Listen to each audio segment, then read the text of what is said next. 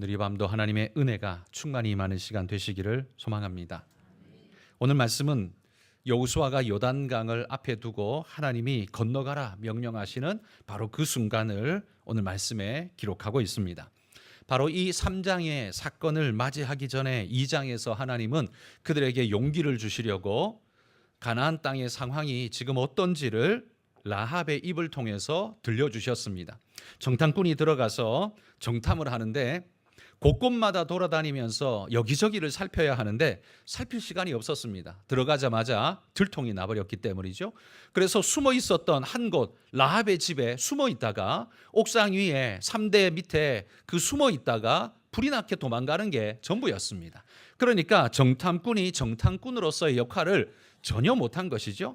그런데 그것이 전혀 못한 게 아니라 정말 들어야 할 말을 꼭 듣고 온 귀중한 정탐이 되었습니다. 그건 라합과의 대화 속에서 이 여리고 성 사람들이 이미 그 마음이 무너져서 물처럼 녹아져서 지금 이스라엘하고 싸울 엄두조차 못 내고 있다. 하나님께서 오시면 그냥 다 두 손 들고 무너질 수밖에 없는 그런 상태다. 싸우려고는 하겠지만 그러나 이들은 이미 무너졌다라는 걸 라합은 그 입으로 이스라엘의 정탐꾼들에게 알리게 되죠. 이 소식을 전해 들은 정탐꾼들이 정탐에 실패했다 그런 생각이 들만하지만 그게 아니라 돌아올 때 얼마나 기쁜 마음을 가지고 왔을까요? 하나님께서 나로 하여금 이걸 보게 하시려고 정탐을 가게 하셨구나.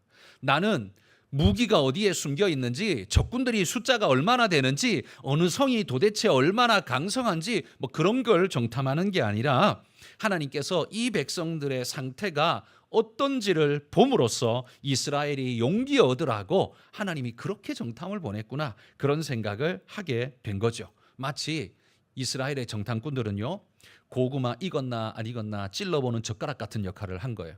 가서 쿡 찔러보니까 어떻게 해요? 쑥 들어가는 거죠. 잘 익은 거죠. 땡땡하게 안 익은 게 아니라 젓가락으로 찌르니까 쑥 들어가는, 이건 다 익었다, 그냥 가서 먹으면 된다 라는 확신을 가지고 돌아온 겁니다. 그러니까 이 이야기를 이스라엘 백성들 앞에 했을 때 이스라엘이 얼마나 용기백배했을까요? 두려움에 있었던 반신반의했던 그들의 마음이 이 이야기를 듣는 순간 아마 굉장히 기쁘고 행복한 그런 순간이 되었을 겁니다. 그런데 문제는 오늘 3장을 시작하면서 약속은 그렇게 있는데 그들 앞에 펼쳐진 현실은 뭐냐라는 겁니다. 현실은 요단강이 그들 앞에 가로막고 있었던 거죠. 성경에 오늘 본문에 보면 요단을 건널 준비를 하라라고 명령하는데 지금 이 요단강의 상태가 어떠냐 하면 여러분 3장 15절을 한번 보십시오. 3장 15절에 보면 이렇게 말합니다.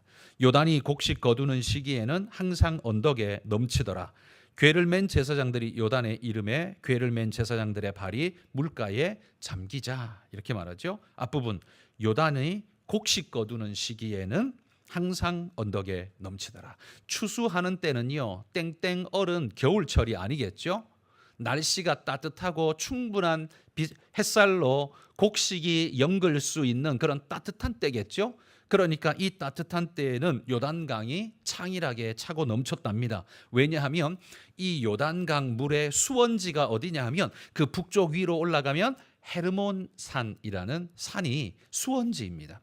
이 높은 헤르몬산은 만년설의 산입니다. 그러니까 사시사철 항상 눈이 얼어붙어 있는 그런 산이었어요. 항상 눈이 있는 그 산에 날씨에 따라서 아래쪽부터 녹아져서 점점 올라가겠죠. 많이 녹을수록 그 물들이 모여서 요단강으로 다 흘러 들어가게 되어 있습니다. 그러니까 이 눈 녹은 물이 요단강으로 흘러 들어가기 때문에 곡식 거두는 이 따뜻한 시기에는 이 헤르몬산의 눈들이 녹아서 많은 물들을 요단강으로 쏟아붓기 때문에 요단강에 물이 차고 넘치는 시기라는 거죠. 물이 언덕에 넘쳤다 정도니까요. 이게 얼만큼 큰 폭이고 깊은 강을 이루었는지 모릅니다. 이건 이 때가 되면 자연스럽게 이루어지는 일입니다. 이스라엘이 요단강을 못 건너게 하려고 마귀가 일부러 만든 거 아니에요. 이건 그냥 과학이고 이건 그냥 계절의 그대로의 자연 법칙입니다. 그러니까 항상 있는 일이라는 거죠. 자, 여기에 이스라엘의 문제가 있습니다. 2장에서 하나님은 라합의 입을 통해 증거를 주셨지만 3장에서 요단강이 창일하게 차고 넘치는 저 거대한 물결을 보며 두려움 속에 휩쓸리게 되는 거죠. 이 둘 사이에서 여러분, 우리는 항상 이 둘 사이에 있음을 우리는 언제나 인정해야 합니다. 자, 이 둘 사이에서 승리를 맛보는 사람은 누구고 실패자는 누구일까요? 하나님이 일부러 실패를 주는 게 아닙니다. 바로 이 순간에 믿음을 택할 것이냐 아니면 눈에 보이는 요단강의 두려움에 무릎 꿇을 것이냐, 둘 중에 하나를 선택해야 하는 겁니다. 이스라엘도 마찬가지였습니다. 라합을 통해서 용기를 얻었지만 요단강을 통해서 지금 낙심을 얻고 있는 겁니다. 저 강을 어떻게 건너가? 저렇게 창이라고 차고 넘치는데 가면 다 빠져 죽는데 우리 애들은 남자들은 어찌했든 수영을 해서 건너간다 치자. 그러면 산모는, 할아버지는, 할머니는, 애들은 어떡하라고? 방법이 없는 거죠. 요단강을 보며 낙심할 수 있는 겁니다. 여러분, 우리 인생살이가 바로 오늘 2장과 3장 사이에 끼어 있다라는 사실을 여러분 한번 생각해 보십시오. 여러분의 인생이 바로 이 2장과 3장 사이에 끼어 있다는 겁니다. 매 주일마다 말씀을 통해서 우리는 용기를 얻고 라합의 고백 같은 말씀을 듣고서 용기를 얻고 나갑니다. 세상에 나갑니다. 월요일 직장에 갑니다. 나가서 딱 부딪히는 건 숨이 턱 막히는 헉하는 요단강을 만난다는 거죠. 믿음으로 말씀으로 무장해서 나가서 살아보겠다라고 결심을 딱 하고 나가는데 문제는 뭐예요? 직장에 가자마자 뭔가 터지고 일이 터지고 이 일이 터지고 저 일이 터지고 과학적으로 일 그대로 내 앞에서 벌어지니까 이건 부정할 수도 없는 일들이 자꾸 벌어지는 겁니다. 여러분, 바로 이 순간에 우리는 무엇을 선택할 것인가가 오늘 우리의 기도 제목입니다. 이 금요 기도에 제가 여러분에게 첫 번째로 드리는 기도 제목은 바로 이겁니다. 우리에게는 항상 격려하시는 주님의 말씀이 있습니다. 그런데 반대로 항상 세상에는 우리의 앞길을 가로막는 요단강이 항상 있다는 겁니다. 여러분이 은혜 받으면 요단강이 없어지는 게 아닙니다. 은혜 받아도 요단강은 그대로 있습니다. 문제는 뭐예요? 은혜 받았기 때문에 요단강으로 들어갈 믿음이 생기는 겁니다. 그러니까 요단강이 없어지는 게 믿음이 아니라 요단강 속으로 들어갈 결단을 하고 순종을 하는 게 그게 믿음이라는 말이에요. 우리는 그 요단강이 없어져야만 오늘 하나님께 은혜 받았으니 내일 요단강은 없어지리라, 마른 땅이 되리라. 아니요, 없어지지 않아요. 그대로 있다는 거예요. 그런데 어떻게 해요? 말씀과 함께 그 요단강에 들어갔더니만 그 다음에 갈라지는 거잖아요. 그러니까 들어가기 전까지는 절대 안 갈라져요. 이게 뭡니까? 오직 순종하는 자에게만 하나님이 요단강을 갈라주신다는 거예요. 순종하지 않고 쳐다만 보고 있는 자는 어떻게 해요? 절대로 요단강이 안 갈라진다는 거예요. 그러니까 여러분, 하나님은 우리를 사랑하시니까 알아서 다 갈라주실 거야. 아니에요. 하나님은 우리에게 항상 요구하는 게 뭐예요? 내가 그렇게 해주마. 그러나 너는 순종할지니라. 너는 믿음을 보일지니라. 하나님이 이거 요구하는 것 아닙니까? 그러니까 오늘 우리가 해야 될 일이 뭐예요? 그 말씀을 믿고 거기에 들어갈 결단을 하고 순종을 하는 거예요. 하나님은 오늘 그걸 바라고 기대하시는 거다라는 말입니다.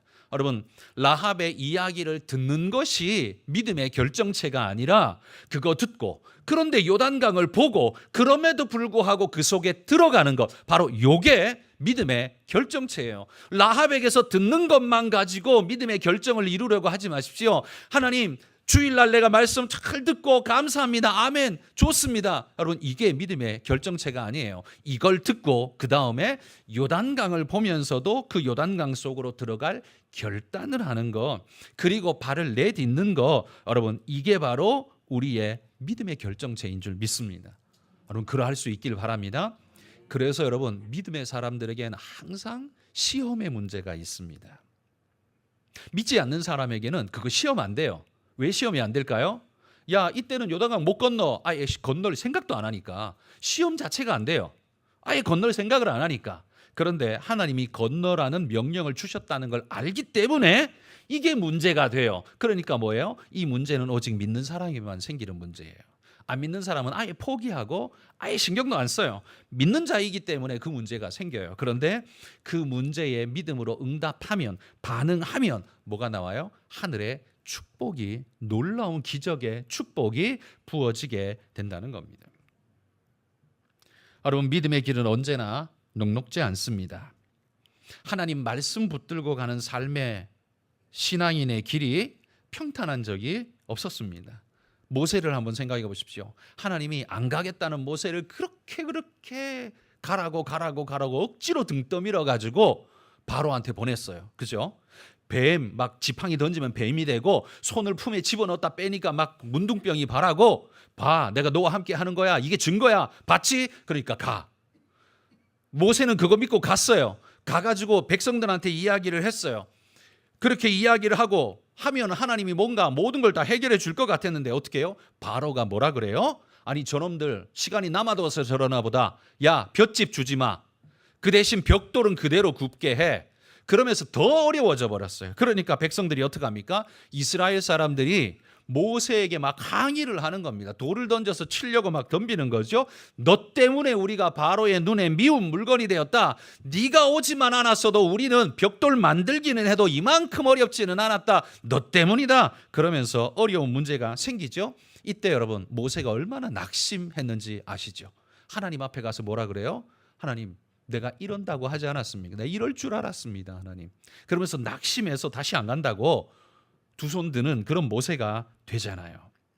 여러분, 하나님이 명령 주신다고 우리 앞길이 쉽게 열려지는 건 아닙니다. 오히려요, 하나님은 우리에게 요단강을 쫙 놓으시고는 자, 이 요단강 건너가라 명령하시는 거예요. 그 건너가고자 도전하는 게 뭐예요? 그게 믿음이에요. 라합에게 이야기 듣는 게 그게 믿음의 결정체가 아니란 말이에요. 요단강에 발을 들여 놓는 게 그게 믿음이에요. 그러니까 여러분, 여러분이 주일날 와서 설교 들은 걸로 믿음의 결정을 이루었다라고 생각하시면 안 돼요. 그건 그냥 자원을 얻은 거고요. 그 자원을 세상 속에 어떻게 나타낼 것인가를 하나님 우리에게 요구하시는데 그건 세상에서 할 일입니다. 그게 여러분의 요단강이에요. 그 요단강 앞에서 나는 어떻게 해왔는가를 한번 돌아보십시오. 여러분, 오늘 첫 번째 우리가 하나님 앞에 기도해야 할 제목, 나의 순종은 세상의 합리적인 이유를 뚫고 갈 만한 힘이 있는가 생각해 보십시오. 그 가로막는 이유가 이때쯤이면 항상 요단강이 물 넘치지, 당연하지. 그건 과학이고 계절의 자연스러운 자연이었어요.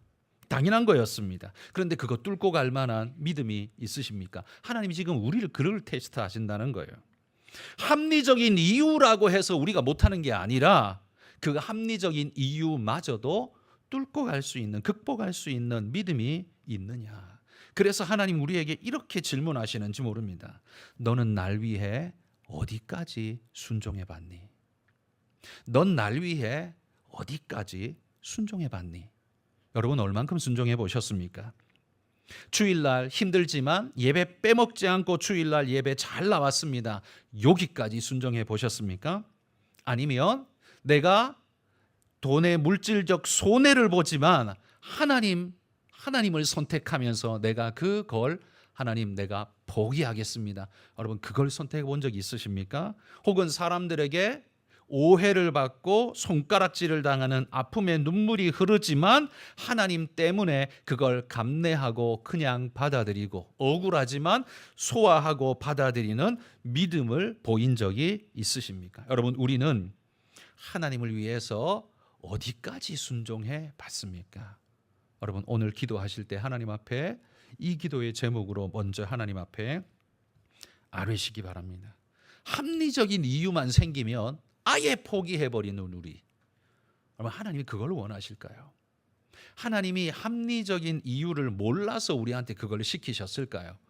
여러분, 그걸 이겨낼 수 있는, 넘어갈 수 있는 그런 믿음의 일꾼들이 되시기를 소망합니다. 자, 이 요단강 앞에서요, 하나님이 이스라엘 백성에게 믿음을 촉구하시고 건너가라 명령하시는데, 자, 그런데 이 순종해야 할 자에게 하나님이 명령하시는, 요구하시는 것이 두 가지가 있습니다. 다시 말해 오늘 세상에 나아가서 말씀을 나타내며 살아야 할, 그러니까 요단강을 가르면서 믿음으로 들어가야 할 우리에게 하나님이 요구하시는 게 두 가지가 있다는 말이에요. 첫 번째는 뭐냐 하면 우리 5절 말씀에 보면 하나님이 이렇게 말합니다. 여호수아가 또 백성에게 이르되 너희는 자신을 성결하게 하라, 이렇게 명령하고 있습니다. 여러분, 순종자가 해야 할 첫 번째는요, 자신을 성결하게 하는 것입니다. 여러분, 우리가 왜 성결하게 해야 될까요? 이걸 율법적으로 계산하면 그래야 구원 얻는다, 이렇게 생각하면 이거야말로 율법적인 생각이 되는 거고요. 그러나 우리는 성결해야 구원 얻는다가 아닙니다. 하나님이 우리와 함께 하시기 때문에 그분 앞에서 자신을 성결케 하고 정결케 하는 것은 너무나 당연한 일이기 때문에 하는 겁니다. 그러니까 여러분, 전자는 율법적으로 하는 사람이지만 후자는 은혜로 하는 사람이에요. 여러분, 성결이 하나님께서 믿는 자에게 요구하시는 덕목이라는 사실을 인정하십니까? 안 하십니까? 성결 안 해도 되나요? 성결을 하라고 요구하는 게 구약부터 신약까지 몇 번 나오나요? 셀 수 없이 많이 나옵니다. 그렇죠? 이건 뭐예요? 이건요, 율법의 조문에 박혀 있기 때문에 우리가 그걸 율법적이라고 자꾸 생각이 고착화되어 있으니까 자꾸 그 생각을 하는데, 근원적으로 하나님은 거룩하신 분이기 때문에 그와 동행하는 모든 자는 성결해야 한다고, 이건 원리적이고 원천적인 하나님의 명령이에요. 율법적이 아니라 율법 이전부터 존재하는 하나님 앞에서의 원천적인 우리의 바른 자세라는 말입니다. 그러니까 성결하라를 가지고 자꾸 뭐 율법적이네 아니네라고 따지는 사람들은요, 제가 이렇게 좀 적나라하게 표현하면 이겁니다. 나는 율법적인 사람이 아니야라고 말하고 싶어서 그렇게 말하는 거예요. 성결하려고 그렇게 하는 거 아니에요? 나는 율법적인 사람이 아니야라는 걸 보여주기 싶어서 그냥 그렇게 하는 것일 뿐이라는 말이에요. 그러니까 이건 은혜에서, 믿음에서 나온 일이 아니라 그 사람의 그 태도야말로 율법적이라는 겁니다. 사람들에게 보이려고, 나는 그런 식으로 꼰대가 아니야, 나는 그런 식으로 율법자가 아니야, 난 그런 식으로 도금화된 사람이 아니야, 나는 하나님의 은혜 안에 자유로운 사람이야 라는 식으로 자기를 과시하고 나타내기 위해서 그렇게 말하고 있을 뿐이라는 거예요. 그런데 그건 하나는 알고 둘은 모르는 거예요. 성결의 명령은요, 율법에 쓰여 있기 전에 하나님의 본질이고요, 그리고 하나님의 백성에게 하나님의 본질적으로 요구하시는 거예요. 하나님과 함께 동행하는 자가 죄와 악이 있으면 하나님이 함께 하십니까? 성경에 보십시오. 못한다 그랬어요. 그러면 우리가 하나님과 동행하려면 어떻게 해야 돼요? 당연히 우리의 그릇을 성결케 하는 것이, 그것이 근원적이고도 당연한 거예요. 그걸 왜 율법적이란 이름으로 그리스도인들이 거룩한 행실을 그렇게 쉽게 버립니까? 그러니까 오늘 이 모양 이 꼴이 돼버린 것 아닙니까? 지 마음대로 살고 교회만 갔다 온 걸로 그냥 퉁쳐버리고 끝나버리는, 그러니까 라합한테 이야기만 듣고 요단강은 절대로 안 건너가는 그런 존재들이 돼버리지 않습니까? 여러분, 그건 신앙 아니에요. 그건 자기 신앙이고 자기 과시고, 한마디로 말해 그런 사람이야말로 더욱더 율법적인 사람이에요. 하나님 안에 하나님의 본질이 뭔가를 알고 성경이 말하는 근본적 말씀이 뭔가를 안다면 감히 성결하라는 이 명령을 도외시하거나 외면할 수 없을 겁니다. 그리스도인은요, 왜 성결해야 하냐? 그리스도인은 모든 곳에 하나님의 대리자, 대행자, 사자로서 살아가는 겁니다. 그렇다면 사람들은 우리를 보고 하나님을 보게 되어 있습니다. 우리를 보고 하나님을 유추하게 되어 있단 말이에요. 그런데 우리가 더러우면 하나님은 더러운 하나님이 되고요, 우리가 지저분하면 하나님은 지저분한 하나님이 되는 거예요. 그러니까 우리가 하나님을 욕되게 하는 것이 된다는 말이죠. 그러니 여러분, 우리가 어떻게 우리의 하나님을 그렇게 더럽고 욕된 하나님으로 만들 수 있습니까? 이건 율법하고 뭐하고 아무 상관없이 우리는 내 사랑하는 하나님을 절대로 사람들에게 그런 식으로 비추게 할 수는 없습니다. 여러분, 이게 여러분의 결단이 돼야 하지 않을까요? 이게 믿는 자의 결단이 돼야 하지 않을까요? 하나님 사랑한다고 말로만 하는 게 아니라 이런 것이 막 속에서 끌어올라야 하지 않을까요? 여러분, 그게 신앙인인 줄 믿습니다. 그러니 여러분, 성결하시기를 바랍니다. 여러분, 세속 문화와 성경의 이 성결 명령이 부딪힐 때 나는 지금까지 무엇을 따랐는가 한번 돌아보십시오. 여러분, 내가 사는 것은 이제 내가 사는 게 아니라 내 안에 누가 사시는 거라 그랬어요? 그리스도께서 사시는 것이다. 이게 그리스도인의 신앙 고백, 삶의 고백이에요. 그렇다면 내가 살아가는 모든 삶의 순간들은 전부 다 그리스도처럼, 그리스도께서 하신 것처럼 그리스도를 닮아서 그렇게 우리가 살아가야 합니다. 주님이 성결하셨다면 당연히 우리도 성결해야 합니다. 주님이 거룩하셨다면 우리도 그 거룩을 닮아가야 합니다. 당연하지 않겠습니까? 여러분, 우리가 가서 보이는 것, 바로 그것만 믿지 않는 불신자들에게 보여요. 우리가 보여주는 그걸 통해서 그들은 하나님을 유추하게 되는 겁니다. 그러니까 우리는 하나님의 창문이 되어야 하는데, 그러니까 우리를 통해서 하나님을 볼 수 있는, 우리 안에 계신 하나님을 보여줄 수 있는 맑은 창문이 되어야 하는데, 여러분, 그럴 수 있도록 우리를 성결케 하시기를, 깨끗게 하시기를 축복합니다. 순종자에게 두 번째 요구는 하나님이 3절에 보시면 이렇게 말해요. 여호와의 언약궤를 제사장들이 매는 것을 보거든 너희가 있는 곳을 떠나 그 뒤를 따르라, 이렇게 말합니다. 그러니까 이 언약궤가 뭘 상징합니까? 하나님이죠. 그리고 말씀을 상징해요. 말씀이 일어나시거든, 말씀이 행진하시거든 너희는 다른 거 보지 말고 그분만 보고 따라가라 라는 거예요. 그 다른 게 뭘까요? 다른 거 보지 말고 그분만 보고 뒤따라 들어가라. 다른 게 뭘까요? 다른 게 바로 요단강이에요.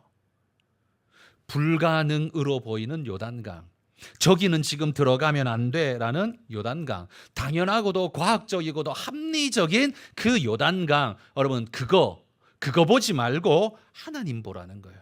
말씀만 보고 말씀 따라 가라는 겁니다. 여러분, 언약궤가 제사장들이 울러매면 땅에 놓여 있다가 이렇게 들리겠죠?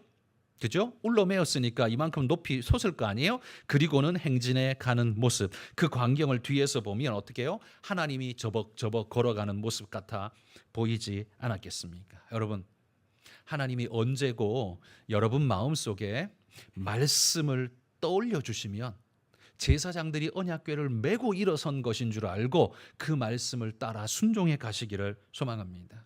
예전에는 안 보이던 말씀이 어느 날 성경이 있는데 자꾸 눈에 밟히고 그것이 내 마음에 뭔가를 말씀하고 있는 것 같이 그게 내 마음에 꽉 꽂히거든. 하나님이 내게 주시는 말씀인 줄 알고 그 말씀을 깊이 묵상하십시오.